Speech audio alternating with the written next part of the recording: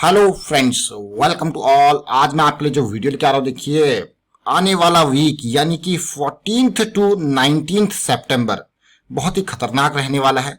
और इस वीक में 10 बड़ी खबरें देखते हैं क्या कुछ हो सकता है। बड़ी हलचल मैं कहूंगा मार्केट में देखने को मिल सकती है, बड़ी हलचल। और ये क्या खबरें हैं इनको जानते हैं, कोशिश करते हैं समझने की। निफ्टी के चार्ट को एनालाइज करने की कोशिश करेंगे। और आगे बढ़ने से पहले मैं आपको बता दूं, अगर आपने अब तक चैनल को सब्सक्राइब नहीं किया तो जल्दी से सब्सक्राइब कर ले, बेल आइकन को प्रेस कर ले, जिससे आपको नोटिफिकेशन आती रहेगी। टेक्निकल एनालिसिस सीखने के लिए आप मेंबरशिप ज्वाइन कर सकते हो, ज्वाइन बटन पर क्लिक करके। और डीमैट अकाउंट के लिए वीडियो के डिस्क्रिप्शन में लिंक्स दिए हुए, उन पर क्लिक करके डीमैट अकाउंट ओपन कर सकते हो, तभी आप शेयर मार्केट में इन्वेस्ट कर पाओगे।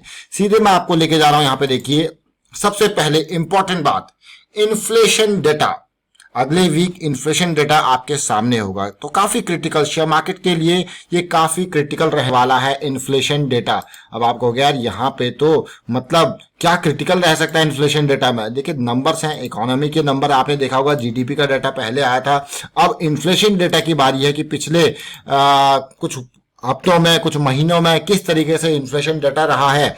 और आरबीआई के लिए काफी इंपॉर्टेंट है, क्योंकि इन्फ्लेशन के ऊपर आगे आने वाली पॉलिसी है उनका डिपेंडेंसी होगा।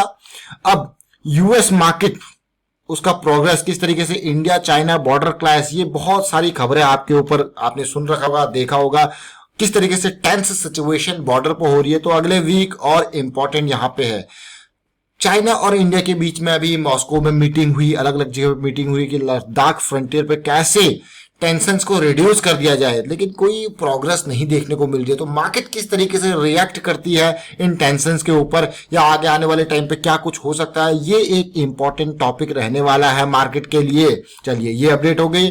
ग्लोबल क्यूज की अगर मैं बात करूं तो आप देख पा रहे हो कि यूएस मार्केट में एक अनसर्टेनिटी का पीरियड आ चुका है वापस। अनसर्टेनिटी मतलब आप देख रहे हो कि पिछले कुछ टाइम में किस तरीके से जबरदस्त तरीके से डाउ जोन्स में गिरावट देखने को मिली, साथ के साथ आपने देखा कि नैस्डैक में गिरावट देखने को मिली। तो ये इंपॉर्टेंट फैक्टर मैं कहूंगा अगले वीक के लिए रहने वाला है, नेक्स्ट वीक के लिए। साथ के साथ अगर मैं यूएस मार्केट की बात करूं तो जनरल इलेक्शंस भी आपके सामने आने वाले हैं, जनरल इलेक्शन, तो ये भी अगेन इंपॉर्टेंट फैक्टर। ये अब धीरे धीरे आगे आने वाले वीक्स, आने वाले मंथ्स में ये फैक्टर आपके सामने रहेंगे। इन्फ्लेशन डेटा आपने देख लिया, ग्लोबल क्यूज आपने देख लिए। उसके अलावा अगर रुपीज की बात की जाए तो इंडियन रुपी बहुत जबरदस्त तरीके से अभी गेन किया था कुछ महीनों में, अब यहाँ पे कंसोलिडेशन देखने को मिल सकता है इंडियन रुपी की बात करते तो। अब एफआईआई यानी कि फॉरेन इंस्टीट्यूशनल इन्वेस्टर्स, इनका बड़ा रोल होता है मार्केट को उतारने में, मार्केट को चढ़ाने में। अगर आप एफआईआई का फ्लो देखा जाए तो पिछले 4 महीनों के अंदर इन्होंने 91,000 करोड़ इंडियन इक्विटीज में डाले हैं। तो सोचिए जो रैली आई है वो किस रीजन की वजह से, 91,000 करोड़ का इक्विटी में यहाँ पे जो पैसा डाला गया है फॉरेन पोर्टफोलियो निवेशकों की तरफ से, फॉरेन इंस्टीट्यूशनल इन्वेस्टर्स की तरफ से, वो जबरदस्त। लेकिन अगर देखा जाए तो अभी कुछ टाइम पहले, अभी अगर देखा जाए तो फॉरेन पोर्टफोलियो निवेशकों ने सितंबर में अब तक 3500 करोड़ का माल विड्रॉ किया है। तो अब कुछ प्रॉफिट बुकिंग फॉरेन पोर्टफोलियो निवेशकों की तरफ से भी देखने को मिल रही है, और यूएस के स्टॉक्स भी थोड़ा सा प्रॉफिट बुकिंग दिखा रहे हैं। तो ये इंपॉर्टेंट फैक्टर आने वाले वीक के लिए रहने वाला है। अगेन बैंक्स अंडर प्रेशर रह सकते हैं। बैंक्स का आपको पता है कि मोरेटोरियम के ऊपर की बात चल रही है, और जो इश्यू चल रहा है कंपाउंड इंटरेस्ट के ऊपर का, क्रेडिट रेटिंग डाउनग्रेडिंग का, मोरेटोरियम पीरियड का, ये बहुत सारे फैक्टर्स हैं। और यहाँ पे जो कि मार्केट में बैंकिंग शेयर के ऊपर एक पेन की सिचुएशन ला सकता है। सुप्रीम कोर्ट ने एक इंटरिम डायरेक्शन जरूर दी है कि एनपीए आपको डिक्लेयर नहीं करने हैं अगस्त 31 तक, जो था वो आगे भी आने वाले टाइम पे ये और बढ़ सकता है। तो जरा सोचिए, जो एनपीए अभी आपको डिक्लेयर नहीं करने, यानी कि बैंक्स का पैसा जो नहीं लौटा रहे आप उनको भी एनपीए नहीं करार दे सकते, तो ये भी एक झटका बैंक के लिए देखने को मिल रहा है। कैसे बैंक अपना पैसा रिकवर करेगा। अब आगे देखिए, ये जो डिले देखने को मिल रहा है वो जो बोरोवर्स है उनके लिए तो फायदेमंद है, लेकिन फाइनली जो बैंक्स हैं उनके लिए पेन वाली सिचुएशन है। अब आने वाले वीक में एक और इंपॉर्टेंट बात करते हैं हैप्पीएस्ट माइंड्स की आईपीओ की। ये नेक्स्ट वीक में इसकी लिस्टिंग होने वाली है। ये आईपीओ कितना सब्सक्राइब हुआ था? 150 गुना आईपीओ सब्सक्राइब हुआ था। जब 150 गुना कोई आईपीओ सब्सक्राइब हुआ तो मान के चलिए कि 70% से ऊपर, जैसे मैं ग्रे मार्केट प्रीमियम का रेट देख के जो 120-130 के आसपास चल रहा है उसके बेसिस पे इतना तो लिस्टिंग गेन संभव है। तो यहाँ पे क्योंकि बहुत सारे रिटेल निवेशकों ने इन्वेस्टमेंट करी है आईपीओ में। तो ये बहुत ही इंपॉर्टेंट रहने वाला है अगले वीक में, इसकी लिस्टिंग मोस्ट इंपॉर्टेंट। अब उसके अलावा भी कुछ फैक्टर्स और हैं, उनको समझने की कोशिश करते हैं। अब आप कहोगे यार वो कौन से फैक्टर हैं? देखिए उन फैक्टर्स को अगर हम देखते हैं यहाँ पे, जैसा कि आपने देखा सेबी के नई चीजें आई है, सेबी के नए नियम आए हैं। एक तो मल्टी कैप फंड से रिलेटेड नियम आया है। मल्टी कैप फंड से रिलेटेड जो नियम आया है उसमें 25-25-25, आप समझिए इस चीज को, 25-25-25 यानी कि 25 लार्ज कैप, 25 मिड कैप और 25 स्मॉल कैप।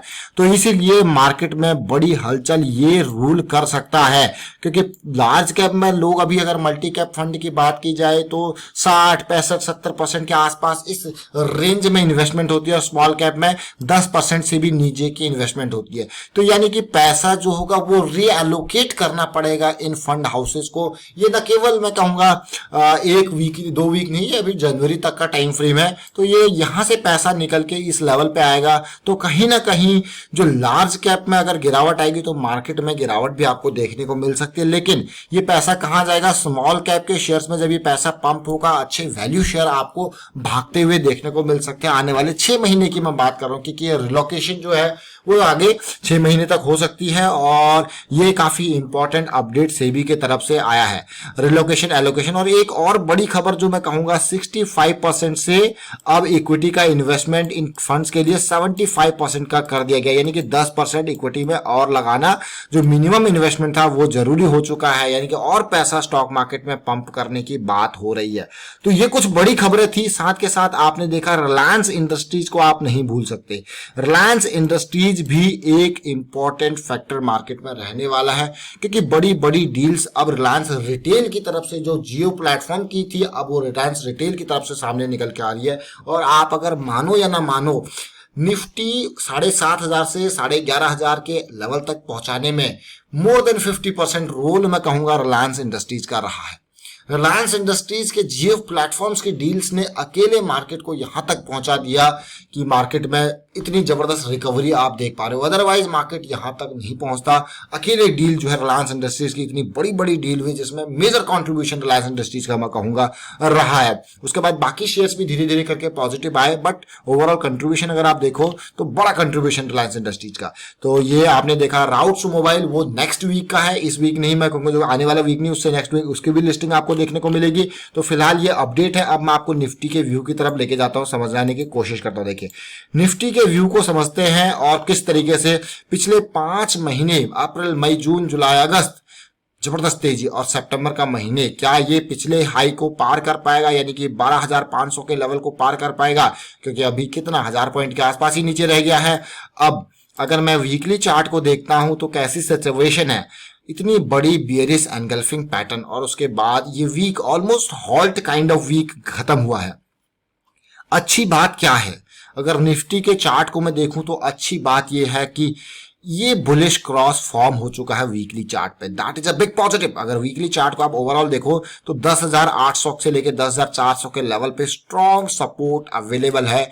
मूविंग एवरेजेस का 20, 50 और साथ के साथ 200 वीक्स के सिंपल मूविंग एवरेज का स्ट्रॉन्ग सपोर्ट अवेलेबल है। और अगर ये करेक्शन गलती से इन रेंजेस में आ जाती है तो that will be a big thing, मैं कहूंगा बिग पॉजिटिव थिंग। और करेक्शन क्योंकि अगर जितना अच्छा यहाँ पे थोड़ा बहुत आता है, डीप होता है, तो एक आपको ऐसा लगेगा कि हाँ बिना करेक्शन के निफ्टी नहीं भाग रही है और पॉजिटिव। जैसे इस तरीके से करेक्शन आई थी, तो इस तरीके से अगर एक छोटी करेक्शन आती है तो अच्छा रहेगा, पॉजिटिव रहेगा निफ्टी के लिए। बट पिछले वीक की कैंडल एक कंसोलिडेशन कैंडल है। अभी डेली टाइम फ्रेम पे समझने की कोशिश करते हैं क्या कुछ यहाँ पे हुआ है। अगर वीकली की मैं बात करूं, देखिए वीकली में बियरिश क्रॉस हमारा बना था 2016 जून में। उसके बाद पूरी साइकिल, ये देखिए बुलिश क्रॉस, पूरी साइकिल बुलिश क्रॉस की कब तक चली? 2016 जून से लेके और यहाँ पे मार्च 2020 तक, 3-4 साल की ये साइकिल थी, बड़ी लंबी साइकिल। उससे पहले की अगर मैं बुलिश क्रॉस की साइकिल देखूं तो 2012 से लेके 2015 तक 3 साल के आसपास की साइकिल थी। तो बहुत ही लंबी लंबी साइकिल्स पिछली 2 रही हैं। तो यहाँ पे डिपेंड करता है कि बुलिश क्रॉस जो बना है वो कितने ऊपर तक यहाँ पे रह पाता है। तो इंपॉर्टेंट होगा इसको देखना। डेली टाइम फ्रेम पे समझने की कोशिश करते हैं क्या सिचुएशन है। देखिए डेली टाइम फ्रेम पे सिचुएशन अभी जो आप देख पा रहे हो, अभी आप कहोगे यार पिछले 3 दिन तो बहुत ही अच्छे गए, लेकिन उससे पहले इतनी बड़ी कैंडल, देखिए थोड़ा सा जंप, लो को तोड़ा, ये पॉइंट तोड़ा, थोड़ा सा डाउन जरूर गया, लेकिन अभी पिछले हाई को डेली पे पार कर लिया गया है, जो कि अच्छी बात है। साथ के साथ अगर और थोड़ा पार करके करेक्शन आता है तो अच्छी बात होगी। साथ के साथ ये हाई भी अगर 11,600 का पार हो जाता है तो और भी पॉजिटिविटी देखने को मिलेगी। लेकिन फिलहाल मैं आपको हमेशा कहता हूं, कभी भी स्टॉक मार्केट में 200% भी शेयर हो तो आपके अपने रिस्क को साथ लेके चलना है, रिस्क को मैनेज करते हुए चलना है। जैसे अभी आपका स्टॉप लॉस यहाँ पे है, उसके बाद ट्रेल करके इस लेवल पे आओगे और करेक्शन आएगा, उसको और ऊपर वो बढ़ता हुआ जाएगा, ताकि आप अपने प्रॉफिट्स को भी सेव कर पाओ, अपने कैपिटल्स को भी सेव कर पाओ। फिलहाल वाइंड अप करता हूँ वीडियो को। उम्मीद करता हूँ वीडियो आपको अच्छा लगा होगा। अच्छा लगा तो शेयर जरूर कीजिए, लाइक कीजिए, चैनल सब्सक्राइब नहीं कर तो जल्दी से सब्सक्राइब कर ले, बेल आइकन को प्रेस कर ले, जिससे आपको नोटिफिकेशन आती रहेगी। Thank you for watching the video.